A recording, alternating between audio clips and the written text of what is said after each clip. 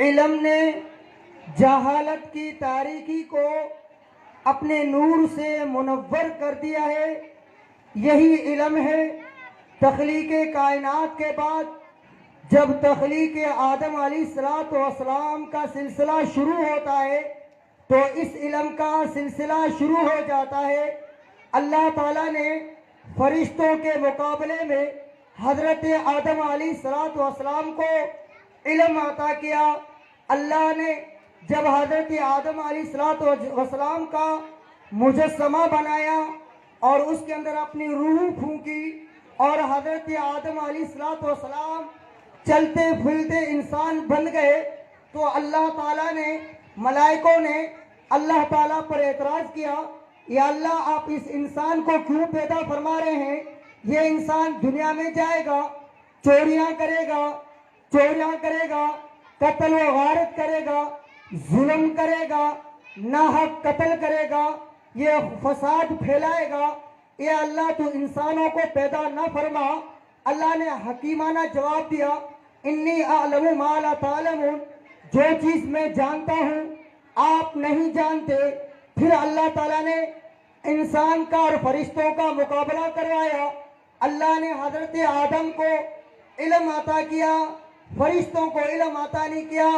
اللہ نے سوال کیا آدم سے، یہ کیا چیز ہے، یہ کیا چیز ہے؟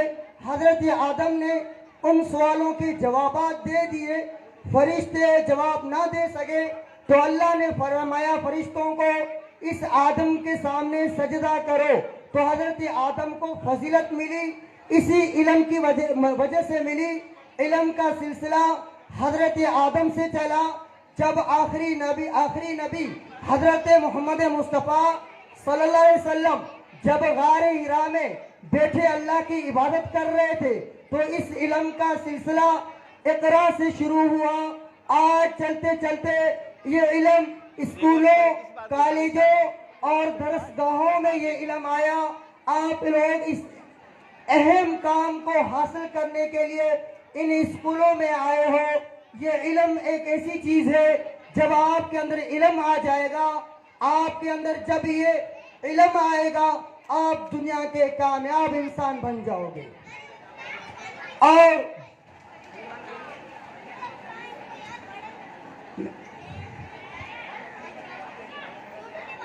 علم کی وجہ سے اللہ تعالیٰ نے انسان کو فضیلت عطا فرمائی، اور کامیاب انسان، کامیاب شاگرد وہ ہوتے ہیں جن پر انقلابی سوچ رکھنے والے اساتذہ کرام جب ان پر محنت کرتے ہیں تو یہ چل کر کے بڑے عہدوں میں فائز ہوتے ہیں۔ تو ہمیں بچوں کی ایسی تربیت کرنی چاہیے کہ بچے آگے چل کر کے کسی کے ساتھ ظلم نہ کرے، کرپشن نہ کرے، کسی کا حق نہ کھائے، اقربا پروی نہ کرے، کسی کی امانت کو ضائع نہ کرے۔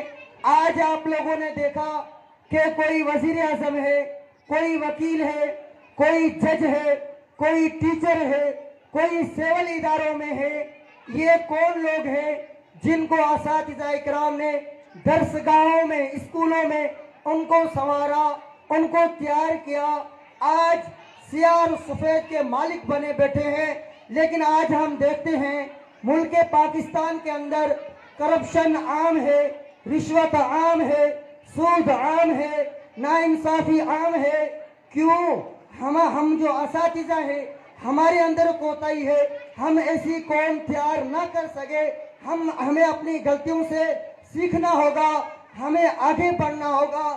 جو آج اسٹوڈنٹس بیٹھے ہوئے ہیں، میرے مہمان اسٹوڈنٹس جو شاگرد ادھر بیٹھے ہوئے ہیں، وہ آگے چل کر کے جب آپ لوگ اسکول میں آئے تھے بالکل چھوٹے بچے تھے، آپ کے والد صاحب انگلی پکڑ کر کے آپ کو اسکول لے آ رہا تھا اور آپ کی آنکھوں سے آنسو جاری تھے۔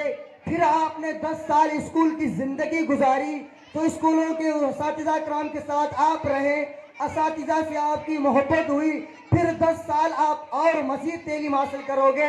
میری نصیحت یاد رکھنا، جب 10 سال کے بعد آپ میں سے ہی کوئی ڈاکٹر بنے گا، کوئی انجینئر بنے گا، کوئی آفیسر بنے گا، کوئی فوج میں جائے گا، کوئی